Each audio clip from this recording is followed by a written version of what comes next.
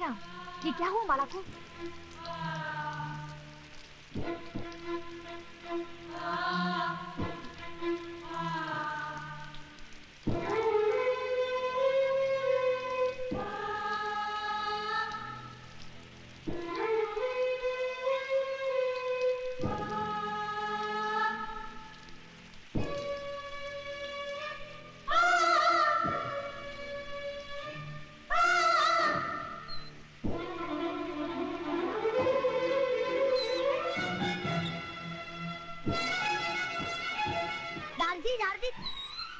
दारजी देखो माला दीदी को क्या हो गया?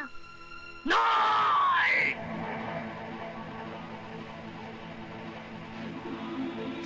मेरी बेटी तो सर उठा के नहीं जी सकेगी, लेकिन मैं तो तेरे सर को ही नहीं रहने दूंगा।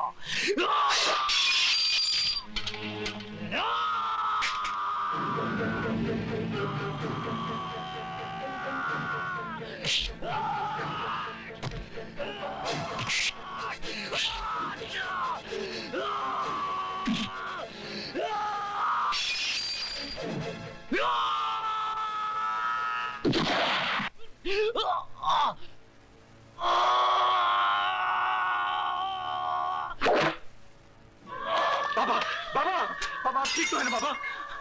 Arrest him! विनोद, छोड़ दे मुझे। मैं इस हरामजादे को जिंदा नहीं छोड़ूंगा। इसने हमारी माला की इसको इसके किए की सजा मिलेगी बाबा। इसको इसके किए की सजा मिलेगी।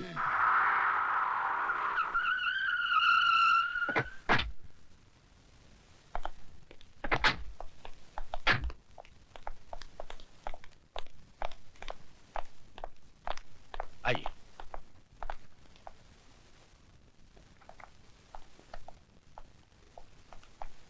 मैं हूं एडवोकेट वाघमारे और आप हैं राय बहादुर दीवानचंद। बैठिए।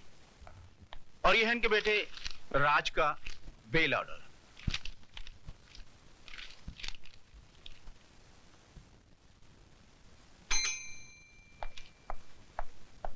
Yes sir. 324 वाले को ले आओ। Okay sir. चलो, साहब ने तुमको बुलाया। आइए राज साहब, आइए बैठिए।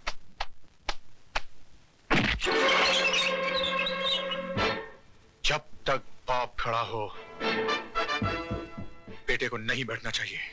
लेकिन इनके बाप तो ये हैं और ये बैठे हुए हैं।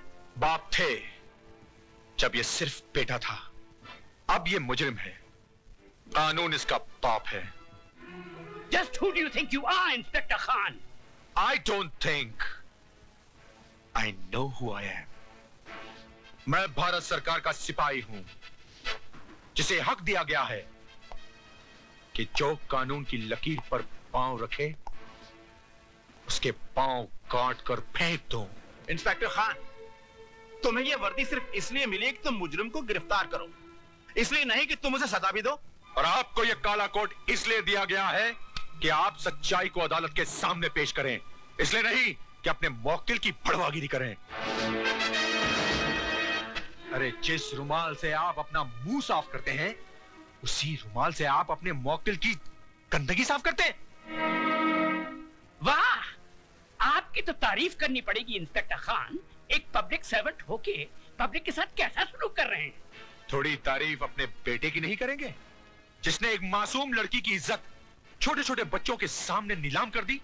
तुम मिडिल क्लास के हो ना, तुम्हें क्या मालूम कि अय्याशी क्या होती है, दौलत का नशा क्या होता है। वो सारा नशा 7 साल की सजा सुनते ही उड़ जाएगा। वो मैं अदालत में देख लूंगा। चलो बेटे, let's get the hell out of here.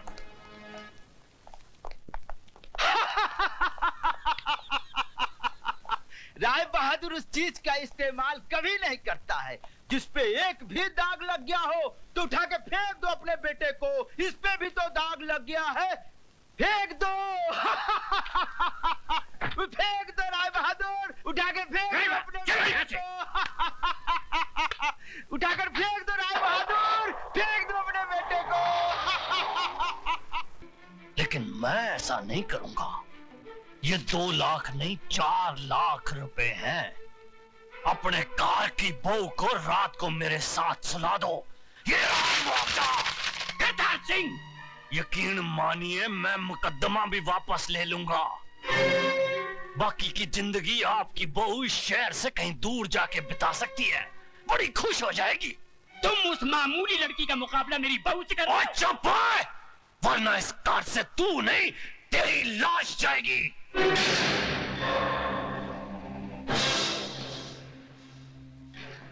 और दौलत का जिन्ना जोर लगाना लगा ले। जेल की चक्की ना पिसवा दी ना तेरे बेटे को तो मेरा नाम सरदार करतार सिंह नहीं, फट्टे चक देना तुहाडे सबदे।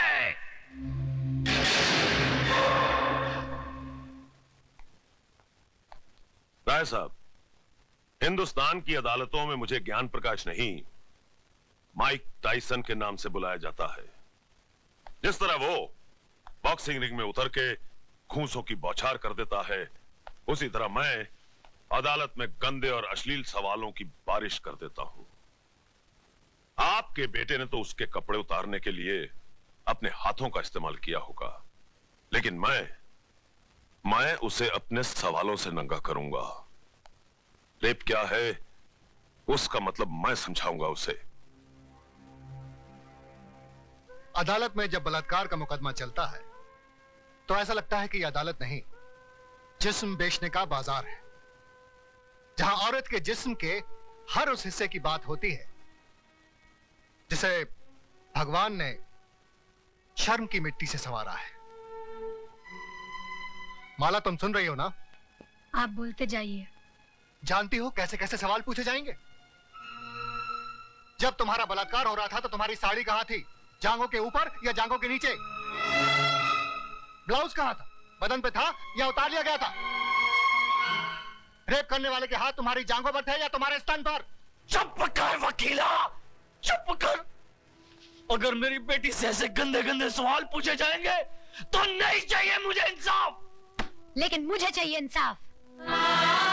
क्या पूछेगा वो वकील? यही ना कि उस लड़के का हाथ कहाँ था, जांघों पर या छाती पर? छाती क्या होती है वो मैं उसे बताऊंगी। यह है छाती, जिसका दूध पीकर हर मर्द की छाती चौड़ी होती है। इसे कहते हैं स्तन। अगर अपनी माँ का दूध पीते वक्त ठीक से न देख सका हो तो मैं उसे दिखाती हूँ। मैं औरत हूँ और मुझे फक्र है कि मैं वो काम कर सकती हूँ जो दुनिया का कोई भी मर्द नहीं कर सकता। अपने जिस्म में एक नए इंसान को जन्म दे सकती हूँ। अपनी छाती का दूध पिलाकर उसे बड़ा कर सकती हूँ, जो आगे चलकर राम या रहीम बनेगा। शाबाश माला, शाबाश।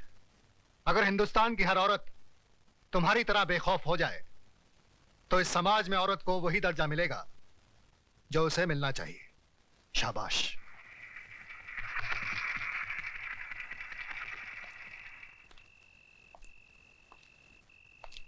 प्रताप।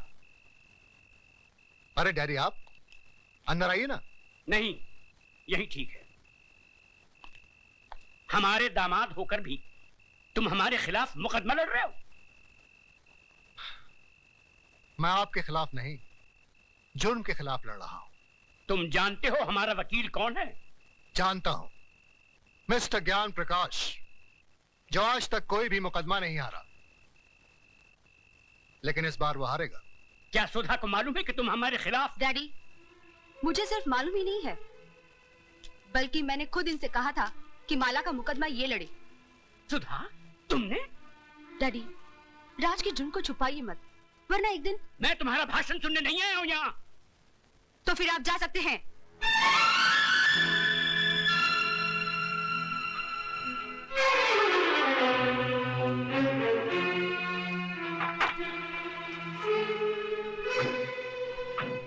माय लॉर्ड, आज इस अदालत में एक बलात्कार का मुकदमा आया है। बलात्कार यानी कि एक लड़की के साथ जबरदस्ती करके उसकी इज्जत को लूटना। मेरी राय में ऐसे अपराधी को गोली मार देनी चाहिए।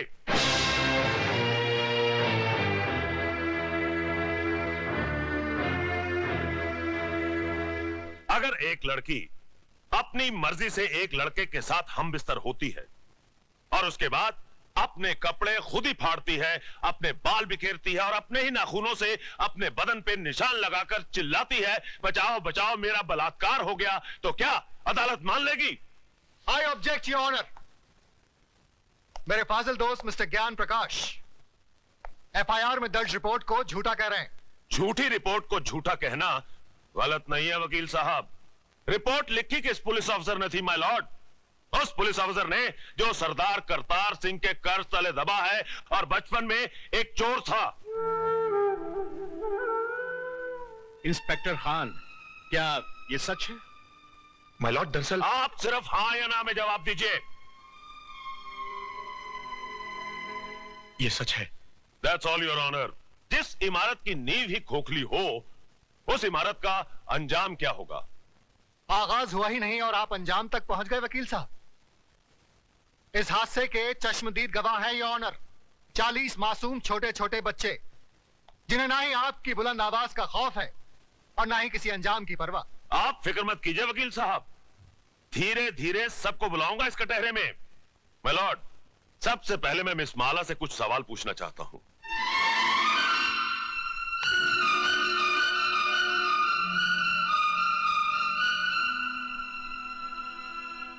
मिस माला, आपका यह कहना है कि मेरे मुवक्किल मिस्टर राज ने आपके साथ बलात्कार किया, लेकिन मेरा यह कहना है कि आप अपनी मर्जी से उनके साथ हम बिस्तर हुई और उसके बाद उन्हें बदनाम करने के लिए आपने उन पे इल्जाम लगाया कि उन्होंने जबरदस्ती आपकी ऐसा धंधा आपके खानदान की लड़कियां करती होंगी, मैं नहीं करती। You bloody! खबरदार, जो एक भी लफ्ज गलत बोला तो आपको शर्म नहीं आती अपनी बेटी जैसी लड़की से ऐसी बात कहते हुए? मिस माला, ये मंदिर नहीं जहां पर वचन किया जाए, ये अदालत है जिसमें एक मासूम की जिंदगी का फैसला होने वाला है। जिसने मेरी जिंदगी को गाली बना दिया वो आपको मासूम लग रहा है, इसलिए कि उसने आपके जेब में हरे हरे नोट भर दिए? अगर नोटों के लिए ऐसे ही अपने जमीर को बेचते रहे तो एक दिन इसी कटहरे में मेरी जगह आपकी बेटी खड़ी होगी, जो ऐसे किसी रईस के बेटे की हवस की शिकार हुई होगी। उस दिन न तो ये नोट आपके काम आएंगे और न ही आपकी आवाज गले से बाहर निकलेगी। गुनहगार को सजा दिलवाने के बजाय आप उसकी तरफदारी कर रहे हैं। तुम जैसे वकीलों को तो जन्म देकर तुम्हारी माँ भी पछता रही होगी। Order order! आप क्या ऑर्डर ऑर्डर किए जा रहे हैं? क्या आप सबका जमीर मर गया है? ये वही हिंदुस्तान है जहाँ औरतों को पूजा जाता था, कभी सीता के रूप में तो कभी सावित्री के रूप में। और आज उसी देश में अगर औरत को एक बार नंगा किया गया तो इसकी इज्जत को ढाका नहीं गया, बल्कि बार बार नंगा किया गया, कभी प्रेस वालों ने तो कभी टीवी वालों ने, और अब ये वकील साफ कर रहे हैं और आप चश्मा साफ कर करके देख रहे हैं। अरे समाज के ठेकेदारों, क्या भूल गए तुम लोग? द्रौपदी को भी एक बार नंगा किया गया था, कौरवों का पूरा खानदान मिट गया था, आज उनके खानदान का एक भी वारिस नहीं बचा। वकील साहब, यही पूछना चाहते थे ना कि बलात्कार के वक्त वो मेरे ऊपर था या नीचे? उसके हाथ कहाँ थे, मेरे स्तन पर या मेरी जांघों पर? बंद कर दीजिए तमाशा, अपनी घर की बहू बेटियों को बेइज्जत करने का ड्रामा बंद कर दीजिए। कहीं ऐसा ना हो कि आज की औरत शर्म की दहलीज पार कर जाए। इस अदालत में कल जो मुकदमा आएगा वो ये नहीं होगा कि एक लड़के ने एक लड़की का बलात्कार किया, बल्कि ये होगा कि एक लड़की ने एक लड़के का बलात्कार किया। सिर झुकाए ये खड़ा होगा, ये मैं नहीं। Order order! The court is adjourn. ये लड़की है या किसी देवी का अवतार? अरे पिछले 30 साल में मैंने बड़े से बड़े धुरंधर वकीलों को अदालत की धूल चटवा दी, लेकिन इसने मुझ जैसे पहाड़ को अपने पैरों तले रौंद के रख दिया। मगर आप तो अपने आप को माइक टाइसन कहते थे। माइक टाइसन को भी कोई मर्द नहीं पछाड़ पाया था। अरे उसे भी पछाड़ा तो एक मामूली सी लड़की ने। मगर अब हम क्या करें ये तो बताइए। इससे पहले कि कल सुबह जज अपनी कुर्सी पर बैठे, माला को इस दुनिया से उठवा दीजिए।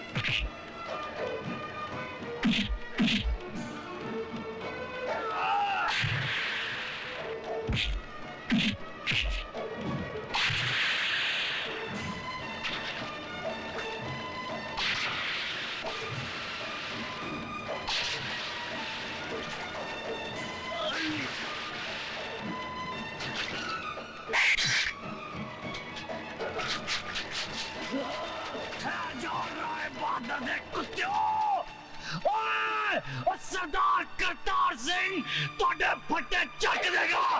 क्या राय बहादुर पैर के टकेलू। मिलोड, पिछले 30 सालों से मिस्टर ज्ञान प्रकाश इंसाफ के इस मंदिर की चौखट पर अपना माथा टेकते आए हैं। इस देवी के चरणों में श्रद्धा के फूल चढ़ाते आए हैं, क्योंकि ये अब तक हर मुकदमा जीतते आए हैं। लेकिन आज जब पहली बार इन्हें शिकस्त की हल्की सी झलक दिखाई दी तो ये बौखला गए। इंसाफ के इस मंदिर से इनका विश्वास उठ गया, इस देवी में इनकी श्रद्धा टूट गई और इन्होंने अपने हाथों में इंसाफ के तराजू की जगह दौलत की तलवार उठा ली। मेरी मुवक्किल माला को इस दुनिया से उठाने का फैसला कर लिया, उस पर कातिलाना हमला करवाया।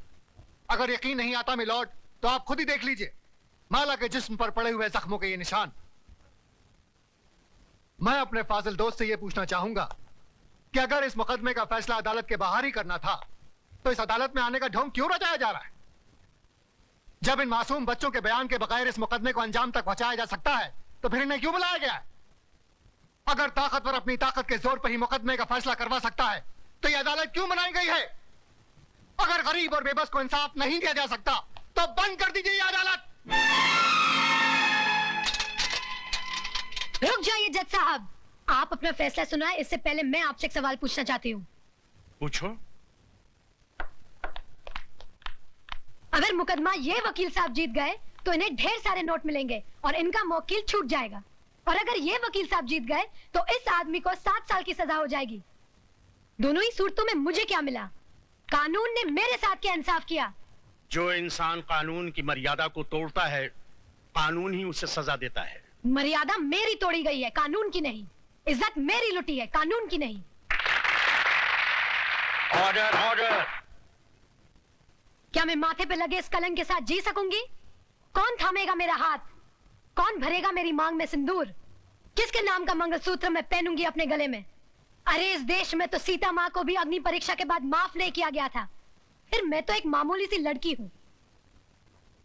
हर लड़की बचपन से एक ख्वाब देखती है कि एक दिन उसकी बारात आएगी, उसका राजा घोड़े पे सवार होकर उसे ब्याह कर डोली में ले जाएगा। पर मेरा ये ख्वाब आ भी रह गया। क्या मेरी बारात कभी नहीं आएगी? क्या मेरा राजा अब कभी नहीं आएगा? जज साहब, क्या मैं बिन ब्याही रह जाऊंगी? क्या मैं बिन ब्याही रह जाऊंगी?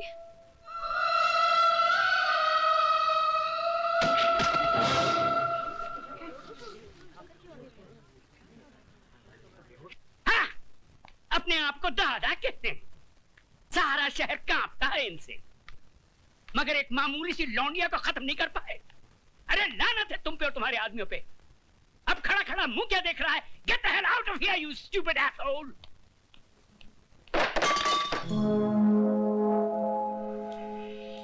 कौन है वहां?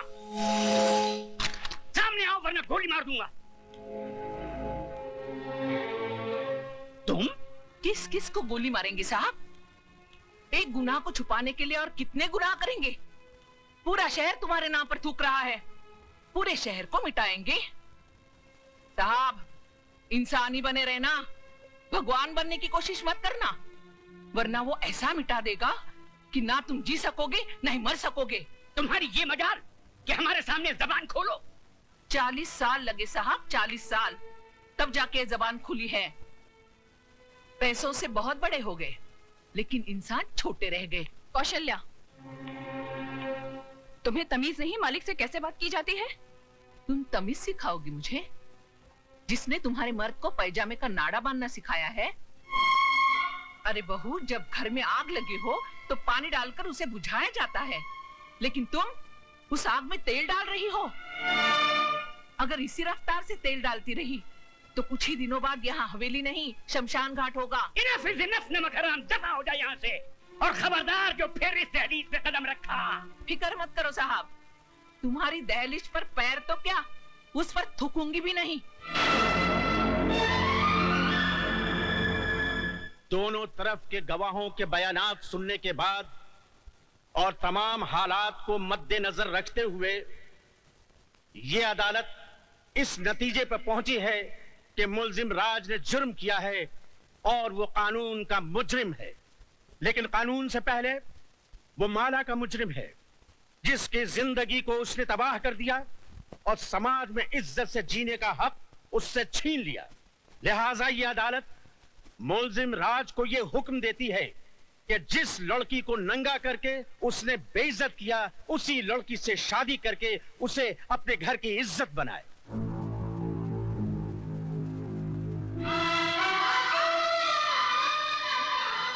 चौबीस घंटे के अंदर अंदर अदालत के इस फैसले की तामील की जाए।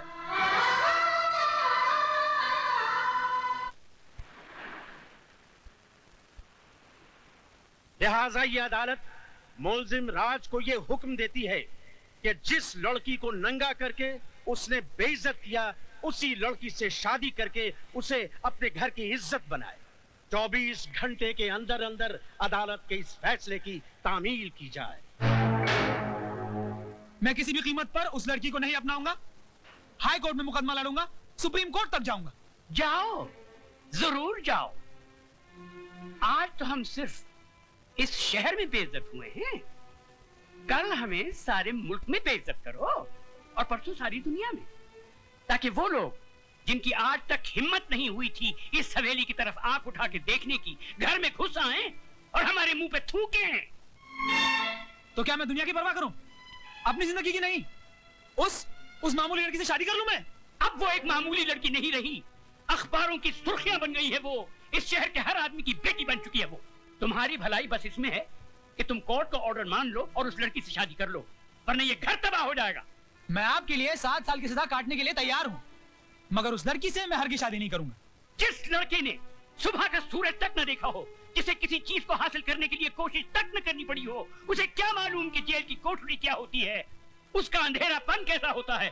अगर आप नहीं चाहते कि मैं 7 साल की सजा काटूं, तो क्या उम्र भर की सजा भुगतूं दूं उस लड़की से शादी करके, अपनी जिंदगी तबाह कर लूं? शादी तुम करोगे, लेकिन अपनी जिंदगी तबाह करने के लिए नहीं, बल्कि उसकी जिंदगी तबाह करने के लिए। हम समझे नहीं बहू। बाबूजी, अदालत से उसने अपने लिए जिंदगी नहीं, मौत मांगी है। इतने जुल्म और सितम ढाऊंगी कि इस हवेली की बहू बनने का ख्वाब मिट्टी में मिल जाएगा।